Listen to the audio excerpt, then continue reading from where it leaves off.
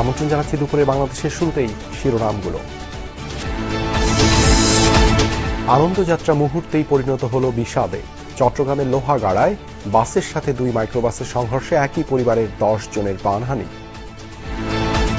ড্রাইভাররা কিছু দ্রুত গতির যানবাহন চালানোর কারণে তাদের নিয়ন্ত্রণ হারে। রোড হওয়ার কথা 4 লেনের বা 6 লেনের, এখানে রোডটা হচ্ছে 2 লেনের। দূরপাল্লার গাড়ি আসে, এখানে আসার কারণে যে মুখোমুখি সংঘর্ষ হয়। অন্তর্বর্তী সরকার দায়িত্ব নেওয়ার পর জঙ্গিবাদ উত্থানের মতো কিছুই হয়নি বললেন স্বরাষ্ট্র উপদেষ্টা। চরমপন্থা দমনে প্রয়োজনে কঠোর হওয়ার হুঁশিয়ারি উপদেষ্টা মাহফুজের। বিলম্বিত হতে পারে ডিসেম্বরে নির্বাচন আয়োজন, শঙ্কা বিএনপি নেতাদের। বলছেন, যারা ভোট চায় না তারাই গণতন্ত্রের প্রধান অন্তরায়। সরকার ইলেকশন কমিশনকে সঠিকভাবে কাজ করতে দিচ্ছে না বা সহযোগিতা করছে না। এজ এ রেজাল্ট নির্বাচনের প্রক্রিয়াটা বিলম্বিত হতে পারে। একটা পন্থায় ক্ষমতা দখল করে এবং অব্যাহত রাখার চেষ্টা করছে, ক্ষমতার অংশীদার হতে চাচ্ছে আবার নির্বাচনে না গিয়ে। লম্বা ছুটি উদযাপনে আজও চিড়িয়াখানায় মানুষের ঢল, আনন্দে মেতেছে শিশুরা। ফাঁকা ঢাকায় মেট্রো রেলে চড়ে বসছেন অনেকে। ঈদের আগেই রেমিটেন্সে নতুন রেকর্ড। মার্চের 26 দিনেই $294 কোটি পাঠিয়েছেন প্রবাসীরা। হুন্ডি ও অর্থ পাচার পুরোপুরি বন্ধ হলে আরও বাড়বে আয়।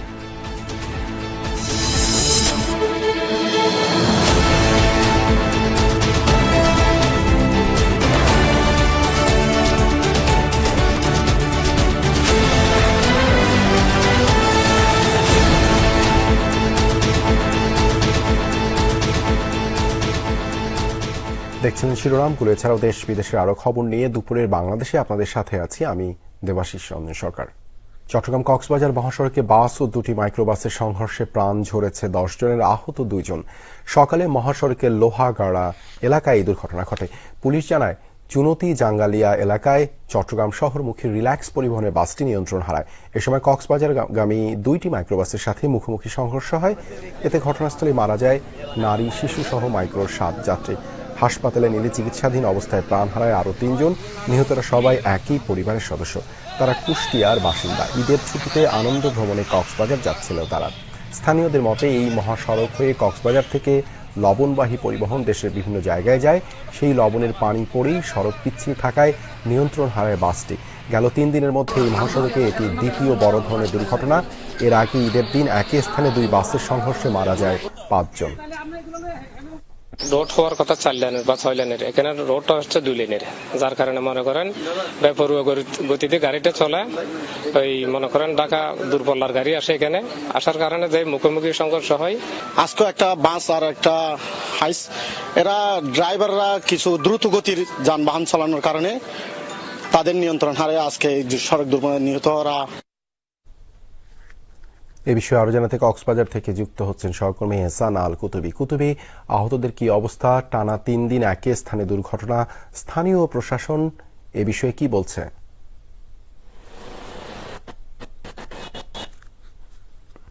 বিভিন্ন তথ্য অনুযায়ী যদি বলতে চাই, মাইক্রোবাসে মোট যাত্রী ছিল 12 জন। তো 12 জনের মধ্যে অলরেডি 10 জনের মৃত্যু হয়েছে, আরো 2 জন চট্টগ্রাম মেডিকেলে চিকিৎসাধীন অবস্থা রয়েছেন এবং তাদের বাড়ি কুষ্টিয়া সেটিও নিশ্চিত হয়েছে। এবং এটাও ধারণা করছে, সেটা হচ্ছে তারা যেহেতু ঈদের পরে কক্সবাজারমুখী মানুষ দেশের প্রত্যন্ত অঞ্চল থেকে অলরেডি লাখো পর্যটক কক্সবাজারে এসেছে, তারাও কক্সবাজারমুখী ছিলেন এবং হয়তো তারা কক্সবাজারে বেড়াতে আসছিলেন ঈদের ছুটিতে, সেটি ধারণা করা হচ্ছে।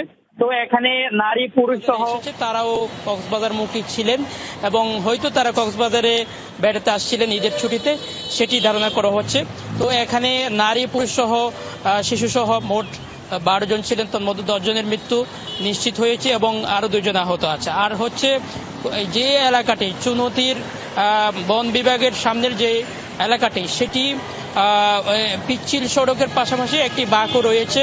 ওই এলাকায় আমরা গত পরশু দিনও আরো 5 জনের মৃত্যু হয়েছে একটি সৌদি পরিবহন এবং ইগল পরিবহনের সাথে মুখোমুখি সংঘর্ষে, এবং আজকে একই সময়ে প্রায় 7টার এদিক ওদিক হবে একটু। তো একই সময়ে একই জায়গায় দুর্ঘটনা, বারবার দুর্ঘটনার দুর্ঘটনা ঘটা মানে এটি নিশ্চিত যে এখানে পিচ্ছিল সড়কের পাশাপাশি অন্য কোনো কারণে থাকতে পারে, সেটি হয়তো আমরা আরো পরে জানতে পারবো। এবং এই পর্যন্ত যে 10 জন মারা গেছে, সেই 10 জনের পরিবারের নাম ঠিকানা এখনো পর্যন্ত জানা যায়নি। আমরা চেষ্টা করছি, যদি জানতে পারি আপনার মাধ্যমে জানার চেষ্টা করব। দেবাশিস, ধন্যবাদ কুতুবী যুক্ত হবার জন্য। এদিকে কুষ্টিয়ায় পৃথক দুর্ঘটনায় মামা ভাগ্নে সহ প্রাণ হারিয়েছেন 3 জন। পুলিশ জানায় গত রাতে কুষ্টিয়া ঝিনাইদহ মহাসড়কের প্রাইভেট কারের ধাক্কায় মারা যায় মোটরসাইকেলের 2 আরোহী। নিহত পলাশ ও অনেক সম্পর্কে মামা ভাগ্নে হন। হলুদের এক অনুষ্ঠানে যাওয়ার পথে জেলা স্কুলের সামনে পৌঁছালে বেপরোয়া গতির প্রাইভেট কারের সাথে ধাক্কা লাগে। এই ঘটনায় তানফির নামে আরো একজন হাসপাতালে চিকিৎসাধীন। এছাড়া ডাক্তার দেখিয়ে বাড়ি যাওয়ার পথে বিলজানি বাজার সড়কে দুর্ঘটনায় ময়নউদ্দিন নামে এক ভ্যান যাত্রী মারা যায়।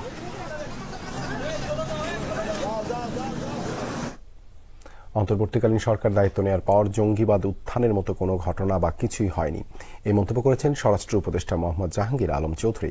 দুপুরে ঈদের শুভেচ্ছা ও ঈদ পুনর্মিলনীর উদ্দেশ্যে রাজধানীর বিভিন্ন থানা পরিদর্শন শেষে তিনি এমন মন্তব্য করেন। নিউ ইয়র্ক টাইমসের রিপোর্টের ব্যাপারে কোনো মন্তব্য করতে রাজি হননি স্বরাষ্ট্র উপদেষ্টা। বলেছেন, কোনো ধরনের চরমপন্থা উত্থানের ঘটনা ঘটেনি। রাজধানীর ভাটারা, রামপুরা, বাড্ডা থানা পরিদর্শন করেন উপদেষ্টা। কথা বলেন পুলিশের বিভিন্ন পদে কর্মরত কর্মকর্তাদের সাথে। থানাগুলোকে নিজস্ব ভবনে সরিয়ে নেওয়ার বিষয়েও গুরুত্ব দেন জাহাঙ্গীর আলম।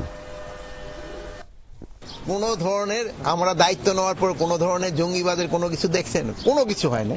এবং আল্লাহ দিলে আপনারা যদি সবাই সহযোগিতা করেন, জনগণ সাথে নিয়ে আমরা যদি কোনো ধরনের কোনো সমস্যা হয়, আমরা সবাই একসাথে মিলে সমাধান করব। এদেশে চরমপন্থার সুযোগ কাউকেই নিতে দেয়া হবে না, এমন হুঁশিয়ারি দিয়েছেন তথ্য উপদেষ্টা মাহফুজ আলম। সকালে কুমিল্লার সদর দক্ষিণ উপজেলার উত্তর রামপুর গ্রামে আন্দোলনে নিহত মাসুম মিয়ার কবর জিয়ারত ও পরিবারের সাথে সাক্ষাৎ করেন তিনি। সমালোচনা করেন নিউ ইয়র্ক টাইমসের প্রতিবেদনের। বলেন, বাংলাদেশের রাজনৈতিক ও ধর্মীয় উগ্রপন্থা যেন মাথাচাড়া দিতে না পারে সেজন্য প্রতিশ্রুতিবদ্ধ অন্তর্বর্তী সরকার। যদি সতর্কতায় কাজ না হয় তাহলে অবশ্যই হার্ড লাইনে যাওয়া হবে। আরো বলেন, নির্বাচনের মাধ্যমে একটি গণতান্ত্রিক রূপান্তরের চেষ্টা করছে সরকার। বাংলাদেশের যে গণতান্ত্রিক ব্যবস্থা আছে, এই গণতান্ত্রিক ব্যবস্থা সুরক্ষা এবং গণতান্ত্রিক পদ্ধতিতে দেশ পরিচালনার ক্ষেত্রে আমরা খুবই বলিষ্ঠ ভূমিকা রাখবো এবং আমরা রেখেছিও বটে। এবং সামনে থেকে আমরা চেষ্টা করব বাংলাদেশে যাতে হচ্ছে যে কোনোভাবে উগ্রপন্থা, কোনো ধরনের উগ্রপন্থা, ধর্মীয়, রাজনৈতিক কোন রকম উগ্রপন্থায় যাতে বাংলাদেশে মাথাচাড়া না দিতে পারে। পরাজিত শক্তি নিউ ইয়র্ক টাইমসে মিথ্যা তথ্য দিয়ে রিপোর্ট করিয়েছে বলে অভিযোগ করেছেন বিএনপির সিনিয়র যুগ্ম মহাসচিব রুহুল কবির রিজভী। বলেন, লুটপাটের টাকা ব্যবহার করে পরাজিত শক্তি বাংলাদেশকে কলঙ্কিত করার চেষ্টা করছে। সকালে নয়াপল্টনে বিএনপির কেন্দ্রীয় কার্যালয়ে এক ব্রিফিং এ এসব কথা বলেন তিনি। প্রয়োজনীয় সংস্কার শেষ করে অতি দ্রুত নির্বাচন দেওয়ার দাবি জানান রিজভী। বলেন, নির্বাচনের রোডম্যাপ ঘোষণা করা না হলে ষড়যন্ত্র আরও বেশি দানা বাঁধবে। বিএনপির ভাবমূর্তি নষ্ট করার জন্য এক দল গভীর ষড়যন্ত্রে লিপ্ত বলেও অভিযোগ রিজভী। বলেন, যারা বিএনপির নাম ভাঙিয়ে অনৈতিক কাজ করছে তাদের বিরুদ্ধে দল থেকে কঠোর ব্যবস্থা নেওয়া হচ্ছে। রিজভী বলেন, এবার নির্ভয়ে ঈদ পালন করছে দেশের মানুষ।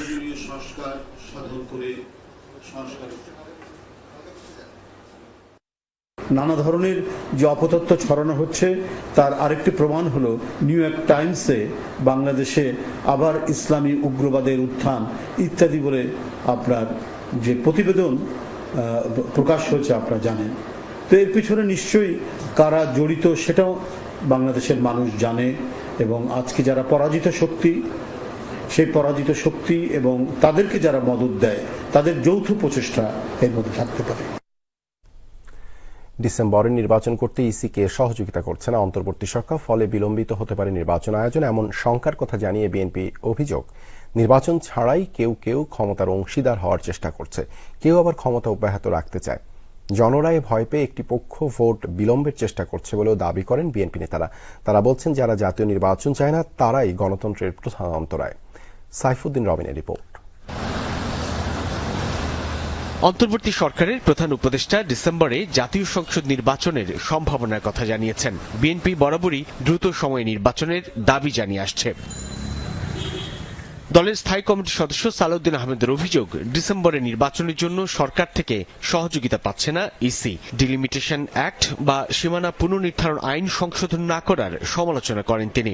ডিলিমিটেশন অ্যাক্ট সামান্য একটা প্রিন্টিং মিস্টেক ছিল, ক্লারিক্যাল মিস্টেক ছিল, সেটা সংশোধন এই সরকার এখনো পর্যন্ত করে নাই। যদি ডিলিমিটেশনের কার্যাবলী নির্বাচন কমিশন এখন শুনানি না করতে পারে তাহলে নির্বাচন বিলম্বিত হবে।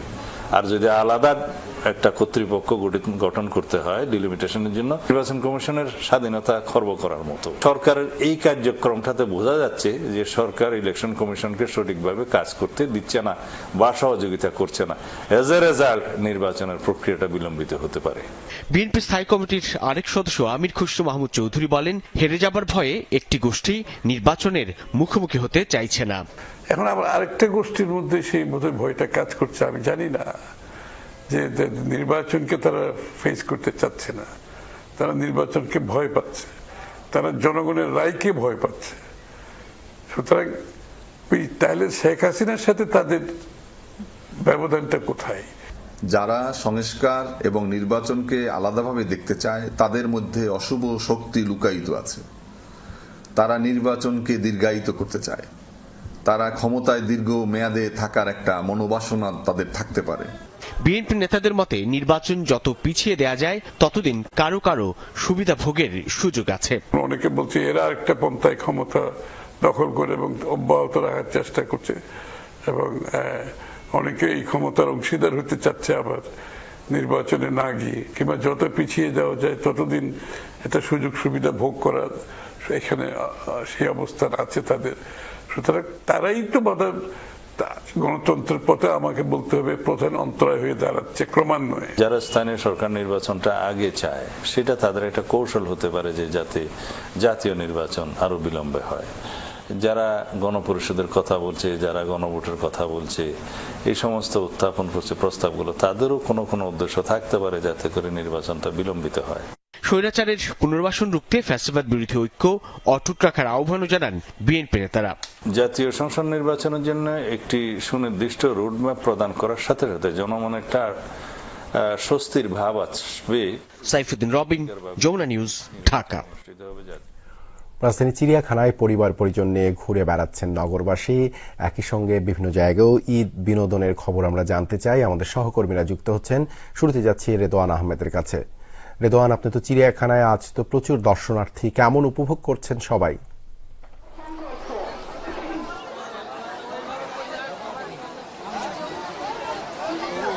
দেবাশিস, এখন পর্যন্ত প্রবেশ গেট থেকে যে প্রবেশ মুখ সেখানে কিন্তু একরকম জনসমুদ্র তৈরি হয়েছে। আমরা যদি একটু দেখাতে চাই যে চিড়িয়াখানায় ঢোকার পর থেকে প্রতিটি খাঁচার সামনেই কিন্তু দর্শনার্থীদের ভিড় রয়েছে, এবং এই চিড়িয়াখানায় কিন্তু এখন পর্যন্ত যেটি জানা গেছে যে প্রায় লক্ষাধিক মানুষ এখন পর্যন্ত চিড়িয়াখানার ভেতরে প্রবেশ করেছেন। সেই সাথে শিশু থেকে শুরু করে পরিবার পরিজন, ঢাকার বাইরে থেকে দূর দূরান্ত থেকে অনেকে এসেছেন শিশুদের নিয়ে তাদের প্রতিটি প্রাণীর সাথে পরিচয় করিয়ে দিতেই মূলত চিড়িয়াখানায় আসা, এমনটি বলছিলেন আগতরা। সেই সাথে তারা যেটি বলছেন যে আবহাওয়া কিছুটা উষ্ণ হয়, গরম বেশ ভালোই, তার জন্য আসলে কিছুটা অস্বস্তি হলেও কিন্তু পশু পাখির সাথে যে শিশুদের সখ্যতা, সেই জন্যই আসলে এইখানে কিন্তু একটি বেশ উৎসব মুখর পরিবেশ তৈরি হয়েছে ঈদকে উপলক্ষ করে।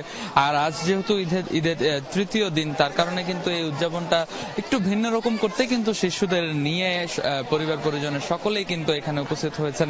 আমরা দেখতে পাচ্ছি যে শিশুদের কোলে কাঁখে নিয়ে কিন্তু বেশ অনেকটা ভিড় দেখা যাচ্ছে বানরের খাঁচার সামনে, ঠিক তার পাশেই রয়েছে পাখিদের খাঁচা, সেখানেও কিন্তু পর্যাপ্ত পরিমাণের ভিড় দেখা যাচ্ছে। সেই সাথে বিশেষ আকর্ষণ হিসেবে কিন্তু বাঘের যে খাঁচাগুলো, সেগুলোর সামনে আমরা গিয়েছি এবং সেখানেও আমরা দেখেছি যে উপচে পড়া ভিড়। তবে এখন পর্যন্ত বাঘের খাঁচার বাহিরে বাঘগুলো আনা হয়নি, কেননা তাদের খাবারের সময় হয়েছে, এমনটাই কিন্তু আমরা জানছিলাম। সেই সাথে বেশ কিছু ঢাকার বাইরে থেকে আগত বেশ কিছু দর্শনার্থীদের সাথে আমরা কথা বলছিলাম। তারা বলছিলেন যে মূলত শিশুদের উপলক্ষ করে কিন্তু তারা এখানে এসেছেন এবং এই চিড়িয়াখানায় আসার কারণে কিন্তু তারা এই ঈদকে নতুন ভিন্নভাবে উপভোগ করার জন্যই কিন্তু তারা মূলত চিড়িয়াখানায় এসেছেন। সুতরাং তাদের সাথে আমরা কথা বলছিলাম এবং বেশ উৎসবমুখর পরিবেশে তারা ঈদকে উদযাপন করছেন, এমনটাই কিন্তু বলছিলেন। দেবাশিস, ধন্যবাদ রেদওয়ান। ঈদের ছুটিতে মেট্রো রেলে চড়ে বিভিন্ন গন্তব্যে যাচ্ছেন নগরবাসী, আবার ঈদ বিনোদনের অংশ হিসেবেও চড়ছেন অনেকে। উত্তরা সেন্ট্রাল স্টেশনে আছেন সহকর্মী শাকিল হাসান, যুক্ত রয়েছেন আমাদের সাথে। শাকিল, মেট্রোতে আজ ভিড় কেমন? শুধু গন্তব্যে যাওয়া নয়, আনন্দ ভ্রমণ হিসেবেও তো অনেকে ভ্রমণ করছেন।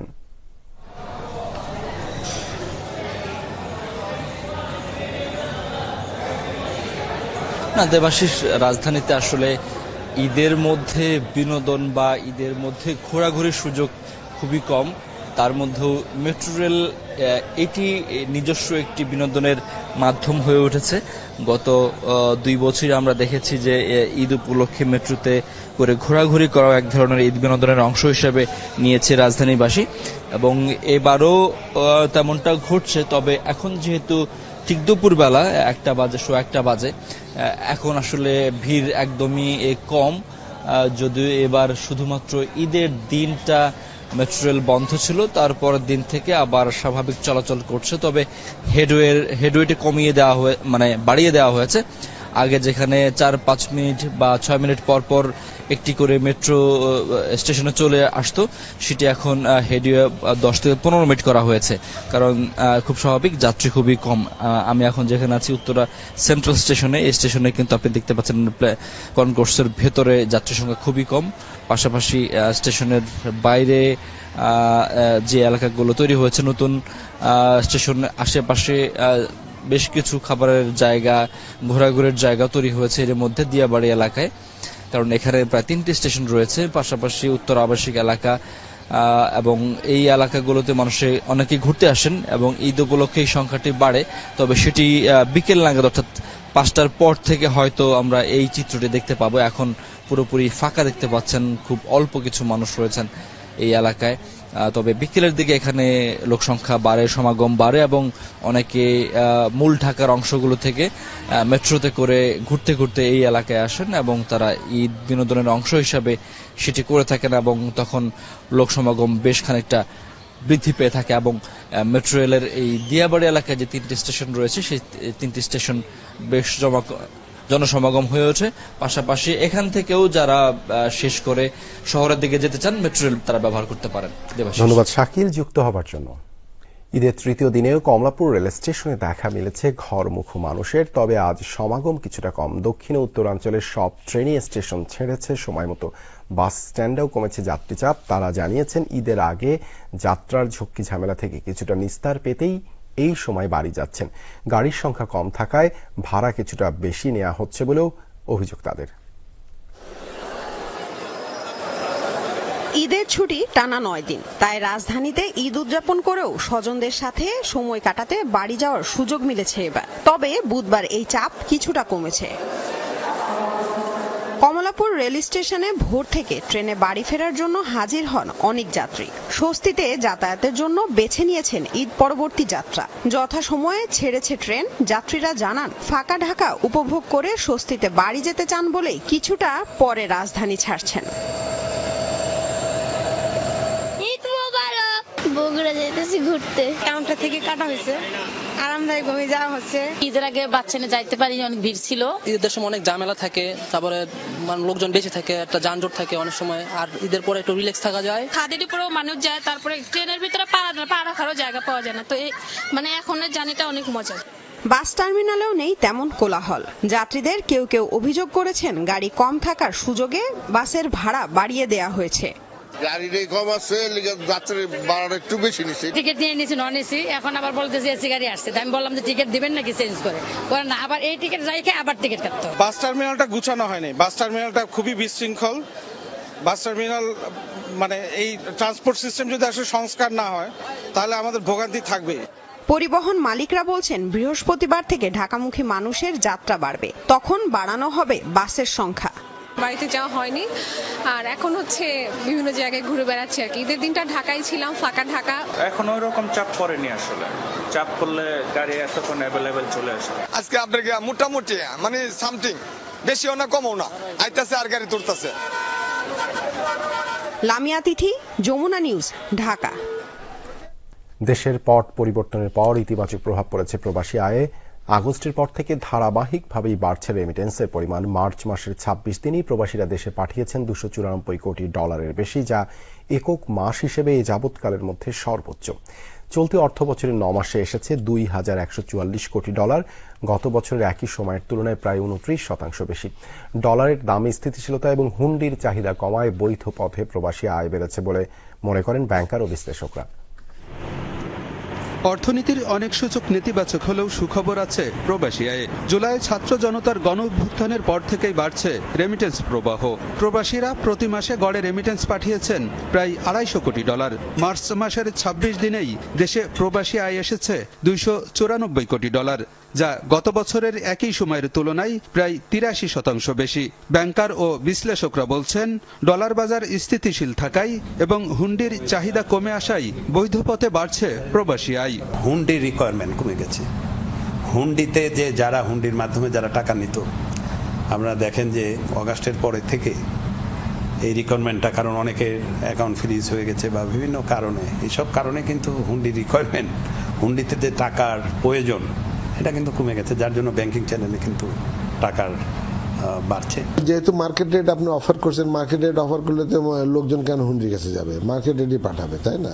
হুন্ডির ডিমান্ড কমার জন্য আরেকটা ইনডিরেক্ট রাস্তা হচ্ছে যে আপনার ওই যে কি বলে স্মাগলিং এবং অবৈধ পন্থায় যে সমস্ত ব্যবসা সেগুলো যদি কমাইতে পারে, তাই ডেফিনেটলি হুন্ডির ডিমান্ডও কমে যাবে। তো এখনকার সরকার তো সেই সমস্ত কার্যক্রম উৎসাহ দিচ্ছে না।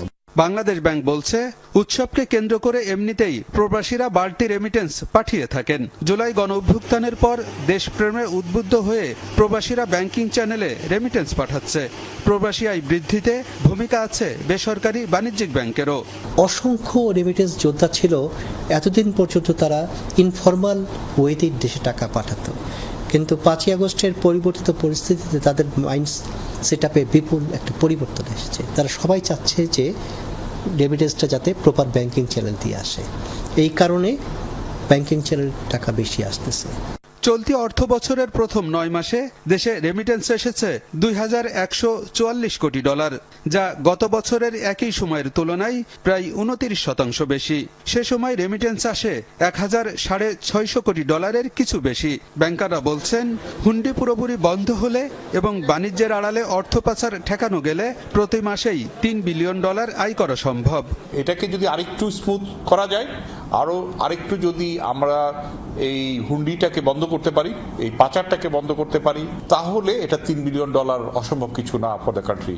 আমার কাছে I do believe that in the next financial year এটা অ্যাজ এ হোল এটা $30 বিলিয়ন ক্রস করবে। হুন্ডিকে নিরুৎসাহিত না, হুন্ডিকে তো না বলতে বলা হয়েছে।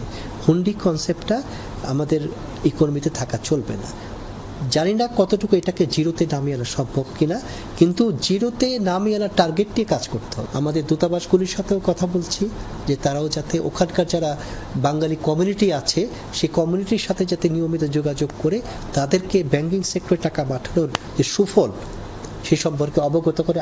প্রবাসী আয় বাড়াতে বিদেশগামী কর্মীদের দক্ষতা উন্নয়নের পাশাপাশি ভাষাগত দক্ষতা বাড়ানো জরুরি বলেও মনে করেন ব্যাংকার ও বিশ্লেষকরা। যে দেশে যাচ্ছে সেই দেশের ল্যাঙ্গুয়েজ অর ইন্টারন্যাশনাল ল্যাঙ্গুয়েজ, আর দ্বিতীয় পয়েন্ট হচ্ছে যে কাজের জন্য যাচ্ছে সেই কাজের যদি একটা স্কিল আমরা এখান থেকে তৈরি করে দিতে পারি, আমাদের এই রেমিটেন্সে দেখবেন যে 50% গ্রোথ হয়ে গেছে। আলমগীর হোসেন, যমুনা নিউজ, ঢাকা। 6টি এজেন্ডা সামনে রেখে আজ থাইল্যান্ডের রাজধানী ব্যাংককে শুরু হচ্ছে বিমস্টেক শীর্ষ সম্মেলনে অংশ নিচ্ছে বঙ্গোপসাগর অঞ্চলের 7টি দেশ। কাল আয়োজনে যোগ দেবেন প্রধান উপদেষ্টা ডক্টর মোহাম্মদ ইউনূস। সংস্থাটির পক্ষ থেকে জানানো হয়, বাণিজ্যিক জাহাজ ও সমুদ্র পরিবহন শক্তিশালী করতে মেরিটাইম ট্রান্সপোর্ট কোঅপারেশন চুক্তি সই করতে পারে সদস্য রাষ্ট্রগুলো। সম্মেলন শেষে যৌথ ব্যাংকক ঘোষণায় সই করবেন সদস্য রাষ্ট্রের শীর্ষ নেতারা। প্রথম দিন আয়োজন শুরু হয় শীর্ষ কর্মকর্তাদের বৈঠক দিয়ে। বাংলাদেশের পক্ষে যোগ দেন পররাষ্ট্র সচিব মোহাম্মদ জসিমউদ্দিন। জানানো হয়, দক্ষিণ ও দক্ষিণ পূর্ব এশিয়ার সামনে একটি ন্যায়ভিত্তিক ও অন্তর্ভুক্তিমূলক বাংলাদেশকে উপস্থাপন করা হবে। সভা শুরুর আগে সাম্প্রতিক ভূমিকম্পে নিহতদের স্মরণে নীরবতা পালন করা হয়।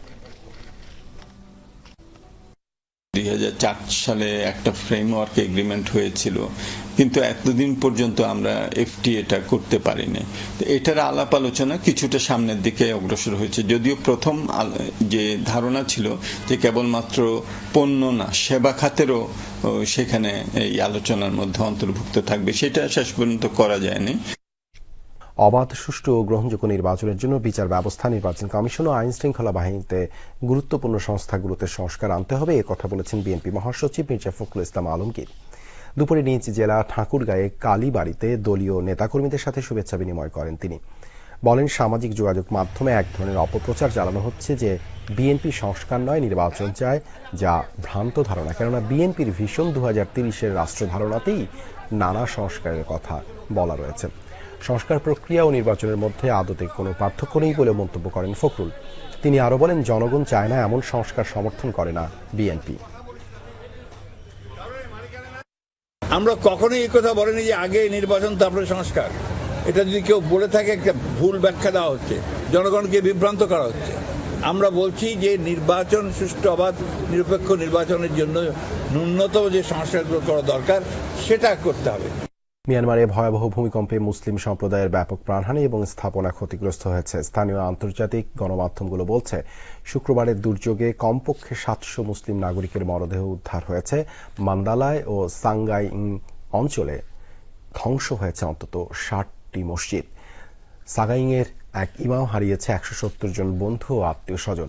মিয়ানমারের অধিকাংশ মসজিদই 19 শতকে নির্মিত, যেগুলো এরপর আর সংস্কারের উদ্যোগ নেয়নি প্রশাসন। ঈদের আগে জুমাতুল বিদার নামাজে অংশ নিতে মিয়ানমারের মসজিদগুলোতে নামে মুসল্লিদের ঢল। নামাজ চলাকালীনই কেঁপে ওঠে গোটা দেশ, ধসে পড়ে একের পর এক স্থাপনা, রেহাই পায়নি মসজিদও। বিভিন্ন সংবাদ মাধ্যম বলছে, মান্দালায় সাগাইং অঞ্চলে প্রায় 60টি মসজিদ ধ্বংস হওয়ার তথ্য পাওয়া গেছে। মান্দালায় 18টি মসজিদ ধসে পড়ে। মুসলিম সম্প্রদায়ের অভিযোগ, 19 শতকে নির্মিত সব মসজিদ কখনোই সংস্কার করা হয়নি। এ কারণে বেড়েছে ক্ষয়ক্ষতি ও হতাহতের সংখ্যা। এখনো অনেক দুর্গম এলাকার তথ্য মেলেনি। ধারণা করা হচ্ছে প্রকৃত সংখ্যা আরো অনেক বেশি হতে পারে। এখন পর্যন্ত কমপক্ষে 700 মুসলিমের মৃত্যু নিশ্চিত করেছে দেশটির গণমাধ্যম। সাগাইংয়ের বাসিন্দা সোনাই ও একাই হারিয়েছেন 170 বন্ধু ও আত্মীয় স্বজনকে, যাদের বেশিরভাগই ভূমিকম্পের সময় মসজিদে ছিলেন। বলা হচ্ছে, যেসব মসজিদ পুরোপুরি ধ্বংস হয়ে গেছে সেসবের ভেতরে থাকা মুসল্লিদের প্রায় সবারই মৃত্যু হয়েছে। ধ্বংসস্তূপের ভেতর এখনো অনেক মরদেহ চাপা পড়ে আছে বলে ধারণা করা হচ্ছে। ভয়াবহ ভূমিকম্পে প্রায় 1600টি বাড়ি, 670টি মঠ, 60টি শিক্ষা প্রতিষ্ঠান ও কমপক্ষে 290টি প্যাগোডা ধ্বংসের তথ্য দিয়েছে জান্তা সরকার। তাদের দেয়া হিসাবে মুসলিম সম্প্রদায় ও মসজিদের ক্ষয়ক্ষতির তথ্য নেই বলে অভিযোগ উঠেছে। মোস্তফা মাহমুদ, যমুনা নিউজ।